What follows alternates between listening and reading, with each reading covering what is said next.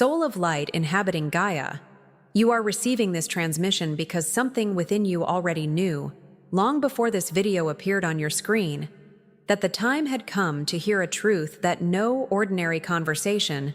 no well-intentioned advice, and no attempt to move on has been able to give you until now,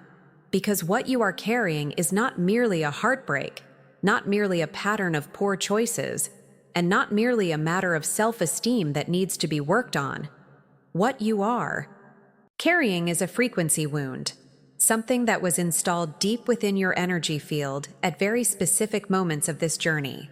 and that has since been determining, silently and with absolute consistency, the type of love your system recognizes as real, as safe, and as deserved. My name is Thalia, messenger of the Pleiadian Alliance of Light, and I have come to you today not to tell you what you want to hear, but to tell you what your soul already knows, and what your mind is still afraid to accept as absolute truth about who you are and what you deserve to receive in this incarnation. Because what you have been experiencing in your relationships, that feeling of never being completely chosen, of always standing slightly at the edge of the love you offer with such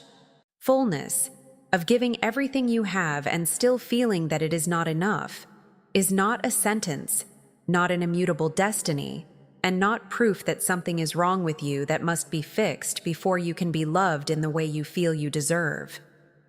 The Pleiadian Alliance transmits an understanding of love that goes far beyond conventional human psychology, an understanding that recognizes in you not a broken being in need of repair, but an extraordinarily sophisticated frequency of light that has been temporarily miscalibrated through contact with environments that simply did not have the capacity to sustain it.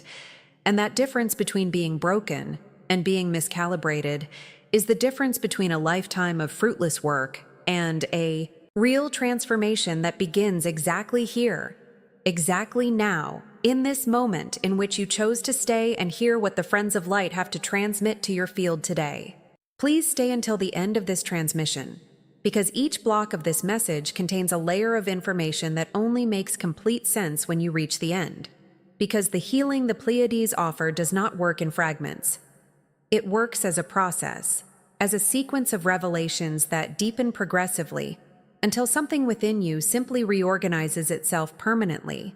And you need to be present at every stage for that reorganization to happen in a truly sustainable way within your energy field. There is a kind of pain that high-frequency souls carry in silence for years, sometimes for entire decades, without ever finding words fully adequate to describe it, because it does not look exactly like sadness, does not look exactly like loneliness, and does not look exactly like a lack of love, but carries a little of each of those things mixed into a sensation that can only be described as the experience of being always slightly out of sync with the love you offer, as though there were a delay between what you emit and what returns to you, as though your frequency were so specific that the universe needed more time to find what is truly compatible with it. And while that time passes, you go on attracting, repeatedly and in ways that seem too cruel to be random, exactly the people who teach you through pain what love is not. The Pleiadian Alliance observes with tenderness and precision that the souls who suffer most from this pattern are invariably those who arrived here with a more expansive loving field than average, with a deeper capacity for connection, with a sensitivity that perceives the invisible nuances of other people's emotions in a way that most people around them never developed and will likely not develop in this incarnation. And this extraordinary capacity, which should be recognized as the gift it genuinely is, was for the most part treated by the surrounding environment as an excess, as an uncomfortable intensity, as something that needed to be managed and reduced for relationships to function. And you, because you needed love to survive as any human being does, learned to manage and reduce that intensity in whatever way was possible within the circumstances available to you. That learning was necessary, it was intelligent, and it was the most adaptive response your system could have given to that specific environment. And the message the Pleiadian Alliance wants you to hear with the totality of your attention is this: you did nothing wrong by learning to adapt. You failed at nothing by developing the mechanisms that kept you safe and connected when the alternative was complete isolation or abandonment, because a child does not have the tools to rewrite the environment. She only has the tools to adapt to it, and that is exactly what you did with an intelligence and a resilience that the Pleiades recognize and honor deeply. But what today's transmission brings is that those adaptations which were life-saving in childhood have become prisons in adult life, because your system did not update the signal, did not notice that the environment changed, and that you now have resources you did not have before, and continues to emit the same love is proof frequency it learned to emit when there was no other option. The Pleiades teach that the universe is not arbitrary in the way it organizes the experiences of each being, that there is no bad luck in love in the same way there is no bad luck in any other area of existence, because the energy field of each person functions as a transmitter that constantly emits a set of signals about what they believe they deserve, about what they recognize as love, about what they are willing to accept in the name of not losing connection. And these signals are received by the universal field and answered with a precision that can seem unjust when you do not yet understand the mechanics behind it, because the field does not ask what you consciously want. It responds to what you vibrationally emit, and between conscious wanting and vibrational emitting, there is often an enormous distance that is precisely where the painful pattern installs itself and is maintained. The pattern of attraction toward those who do not value you can be described as a dance of frequencies in which your field, still calibrated for the love of childhood that was conditional, inconsistent, and in need of continuous reconquest, recognizes as familiar, and therefore as safe, exactly the type of dynamic that replicates that old structure. And familiarity is processed by the nervous system as comfort, even when it is absolutely the opposite. Because the nervous system does not evaluate whether something is good for you. It evaluates whether it is known, whether it is predictable, whether it corresponds to the internal map built in your earliest experiences of love. And when something corresponds to that map, even if it is painful, the system feels a strange sensation of being at home. And when something does not correspond to that map,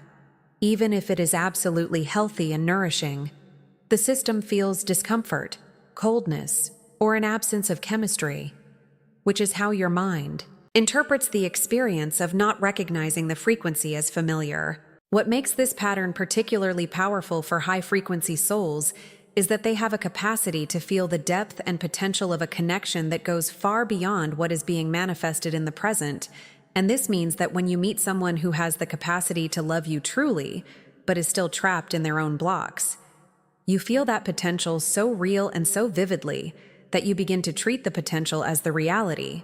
begin to love who the person could be instead of responding to who they are being, and you become the guardian of a promise the other person never consciously made, investing energy, time, emotion, and identity in something that exists primarily in the field of possibility, and not in the field of what is actually being offered to you in that specific relationship. The most important message the Pleiadian Alliance carries for this transmission concerns a distortion so common among high-frequency souls that it has come to be mistaken for a spiritual virtue,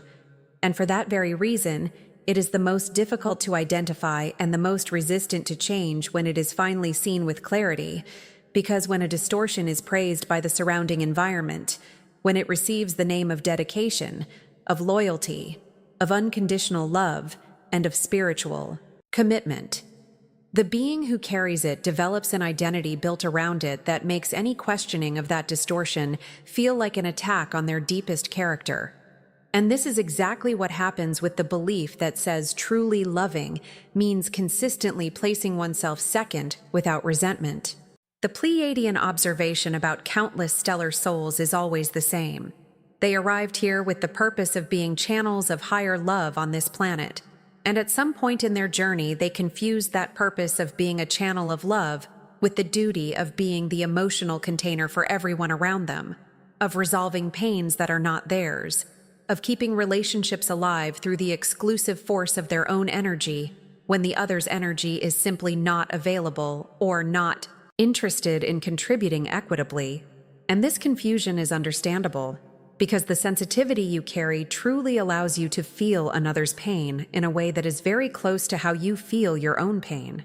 But feeling another's pain with that depth is not the same as being responsible for it, and developing the capacity to make that distinction is one of the most important tasks of this incarnation for one who carries the frequency you carry. The Pleiadian Alliance teaches that true love, the love that comes from the source and that flows through souls who remember their stellar origin, never demands the sacrifice of the self as a condition of its existence, because the love of the source is abundant by nature and needs no one to empty themselves for it to continue existing and flowing. And when you reach the point of completely emptying yourself in the name of a relationship, when you reach the point where you have nothing left of yourself to offer because everything was directed toward maintaining a connection that cannot sustain itself, what you are practicing in that moment is not elevated spiritual love. It is a sophisticated form of self-erasure that was learned in a time when you had no other option, and that can now be consciously chosen or consciously released. The recalibration the Pleiadian Alliance offers is different from any process you have tried before, because it does not begin in the mind, does not begin with a new intellectual understanding of your patterns, does not begin with a list of warning signs to watch for in your next relationships, because the mind trying to heal itself is using the same tools it built within the system that needs to be transformed. And there is a very clear limit to how much the mind can free itself through its own resources without an intervention at a more fundamental level, which is the level of the energy field. The level of the frequency being emitted before any conscious thought is formed, before any decision is made, and before any pattern has the chance to manifest in external reality. The first movement of the Pleiadian recalibration is what the Alliance calls compassionate witnessing, which is the process of observing your own patterns without the weight of judgment that normally accompanies that observation, because there is an enormous difference between seeing what you are doing in order to understand where it comes from and where it is leading you, and seeing what you are doing in order to punish yourself for doing it. And most high-frequency souls who reach a point of self-knowledge go directly to self-punishment without passing through genuinely compassionate witnessing. And that punishment, however disguised as personal responsibility it may be, actually reinforces the same frequency of unworthiness that lies at the root of the pattern you want to transform. The second movement is what the Pleiades describe as the encounter with the self prior to learning, which is a practice of reconnecting with the part of you that existed before all the adaptations, before all the survival strategies, and before all the programming about what you need to do to be loved. And this encounter does not happen through intellectual memory, does not happen by trying to remember how you were, but happens through the body, through moments of deep stillness in which you simply breathe and allow the sensation of being enough exactly as you are to emerge from the inside out without needing any external reason to justify it. And the Pleiadian practice for this is simple. Lie down comfortably, close your eyes, breathe slowly, and ask your deepest field what it feels like to be loved without having to prove anything, without having to give anything, without having to be different from how you are in this moment, and then simply stay with whatever response emerges, without judgment and without hurry. The third movement is what the Alliance transmits as the practice of intentional emission, which is when you begin making deliberate choices to present yourself to the world from your real frequency instead of presenting yourself from your survival strategies, which in practice means entering interactions without the need to win anyone over, speaking your truth even when it does not guarantee immediate approval, leaving space for connections to develop at a naturally organic pace instead of artificially accelerating intimacy to ensure the other does not lose interest, and allowing people who cannot receive your real frequency to withdraw without interpreting that withdrawal as confirmation that you are too much or that you are not enough, because their withdrawal is simply proof that the field is working correctly, filtering what is not compatible with the new signal you are emitting. The Pleiades teach about love in a way that human culture is still gradually learning to understand. which is the understanding that true love is not something you need to find out there in the world, not a perfect combination of external circumstances that must align for you to finally feel that you deserve to be loved, but rather a frequency you carry within yourself, and that, when not blocked by layers of programming and survival strategies, radiates naturally into the surrounding field and attracts back exactly what is compatible with it. And the question was never whether you deserve to be loved, because deserving presupposes a condition that must be met, and the love of the source has no conditions. It simply is and simply flows to where it finds space to flow without being dammed by field blockages. When a soul finally releases the main layers of programming about conditional love and begins presenting itself to the world from its real frequency, the field around it reorganizes in ways that seem almost miraculous to those observing from outside, but that are absolutely logical and expected from the perspective of energetic mechanics, because the law of resonance is relentless and precise. It has no favoritism, no exceptions, and no delays when the signal being emitted is genuine and sustained, and what begins to appear in that soul's life is not necessarily the same situations as before with improved packaging, but rather experiences of love that carry a completely different quality, a quality of presence, of reciprocity, and of recognition that the soul had given up believing was truly possible for it in this incarnation. The transformation the Pleiadian Alliance witnesses in souls who undergo this recalibration is always the same in its essence, even if it manifests in different external forms for each person, because what changes first is never the external reality.